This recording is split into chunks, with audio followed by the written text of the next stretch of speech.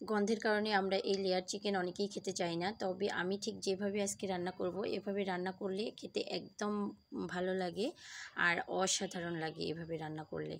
তো প্রথমে এখানে আমি 1 কেজি পরিমাণে মাংস নিয়েছি, আর মাংসগুলো হচ্ছে একটু এখানে চামড়া সহ আছে, আর এখানে হচ্ছে পিসগুলো একটু বড় বড় করে কেটে নেওয়া আছে, আবার বেশি বড়ও না আবার বেশি ছোটও না, মধ্যম সাইজ করে কেটে নেওয়া আছে। যাই হোক, এবার আমি কড়াইয়ের মধ্যে হচ্ছে পেঁয়াজ দিয়ে দিলাম। এখানে আমি হচ্ছে 1 কাপের বেশি পেঁয়াজ দিয়েছি, মানে 1.5 কাপের মতো পেঁয়াজ অ্যাড করেছি। আর সাথে হচ্ছে দারচিনি, এলাচ আর 2টা তেজপাতা দিয়ে পেঁয়াজগুলোকে খুব ভালোভাবে ভেজে নিলাম। সাধারণত সব রান্নার ক্ষেত্রে হচ্ছে আগে মশলাটাকে কষিয়ে নেওয়া হয়, কিন্তু আমি যেহেতু আজকে লেয়ার চিকেন একটু অন্যভাবে রান্না করতেছি, তাই এখানে হচ্ছে আমি মাংসটাকে প্রথমেই হচ্ছে পেঁয়াজের সাথে ভেজে নিচ্ছি। এখানে আমি কিন্তু মশলা আগে থেকে হচ্ছে কষিয়ে নিই নেই, আগে আমি হচ্ছে তেলের উপরে এভাবে খুব ভালোভাবে মাংসটাকে ভেজে নিলাম। মাংসটা খুব ভালোভাবে ভেজে নেওয়া হয়ে গেলে এবার এখানে আমি হচ্ছে পরিমাণ মতো লবণ এবং হলুদ অ্যাড করে দিলাম। এভাবে যদি আমরা একটু তেলের উপর পেঁয়াজের উপর মাংসটাকে ভেজে নিই তাহলে কিন্তু খেতে অনেক বেশি মজা লাগে। তো অবশ্যই একদিন এভাবে ট্রাই করে দেখবেন, অসাধারণ লাগে। এরপর এখানে আমি হচ্ছে সব ধরনের মশলা বেটে নিয়েছি, আদা, রসুন, গরম মশলা, জিরে, এলাচ, দারচিনি সব কিছুই হচ্ছে বেটে নিয়েছি। এবার দিয়ে দিলাম। এরপর এখানে আমি অ্যাড করে দিচ্ছি 1.5 চামচ পরিমাণ লাল মরিচের গুঁড়ি দিয়ে খুব ভালোভাবে একটু কষিয়ে নিচ্ছি। যেহেতু লেয়ার চিকেন একটু শক্ত শক্ত হয়, তাই আমি এখানে হচ্ছে একটু কষিয়ে নিয়ে এখানে পানি অ্যাড করে দিলাম সেদ্ধ হওয়ার জন্য। এই পানিটাতে হচ্ছে সেদ্ধ হয়ে যাবে চিকেনগুলো। এবার আমি খুব ভালোভাবে পানিটা একটু শুকিয়ে এলে খুব ভালোভাবে একটু কষিয়ে নেব।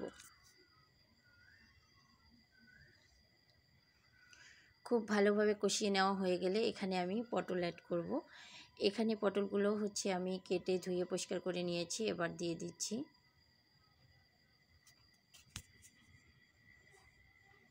পটল দিয়ে এই মাংসটা রান্না করলে খেতে অনেক বেশি ভালো লাগে। এখন পর্যন্ত যারা যারা খান নাই এভাবে অবশ্যই একদিন ট্রাই করবেন।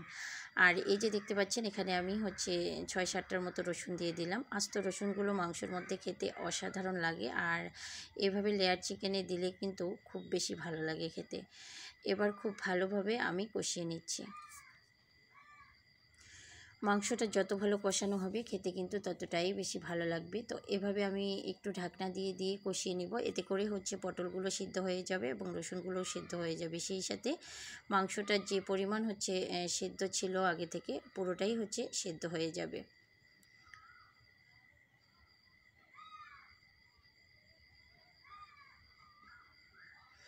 তো আমি মাংসটাকে বেশ কিছুটা সময় কষিয়ে নিয়েছি, আর কষিয়ে নিয়ে এরকমভাবে যখন পানিটা একদম শুকিয়ে শুকিয়ে আসছে, মানে গ্রেভিটা একদম গাঢ় হয়ে গেছে, ঠিক ওই মুহূর্তে আমি এখন হচ্ছে যে এটাকে নামিয়ে নিব।